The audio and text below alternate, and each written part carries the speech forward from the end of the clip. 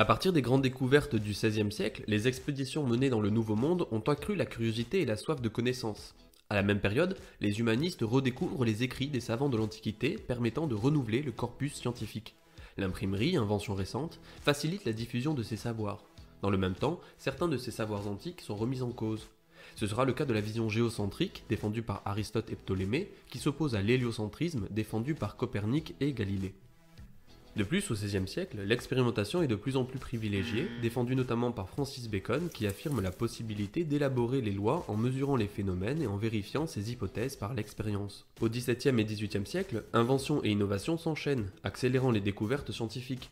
Lunettes astronomiques, machines à calculer, télescopes, microscopes, machines à vapeur, aérostats.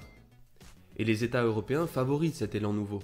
Ils prennent conscience que ces découvertes et ces innovations peuvent renforcer leur puissance et leur gloire. Ils fondent alors des académies, développent l'enseignement et financent des expéditions. De plus, l'esprit critique se développe, outil nécessaire pour penser par soi-même. Le rapport au dogme est bousculé par les expéditions lointaines où l'on fait le récit de peuples qui ne prient pas les mêmes dieux ou qui vivent libres et heureux sans loi ni église et où une morale naturelle organise les sociétés. Enfin, dans la continuité des humanistes de la Renaissance qui échangeaient leurs idées à travers toute l'Europe, les savoirs nouveaux sont diffusés à un plus large public et des livres de vulgarisation sont plus largement publiés. Ce nouvel esprit scientifique aura totalement sa place dans ce XVIIIe siècle, siècle des Lumières, où l'on cherche à penser par soi-même.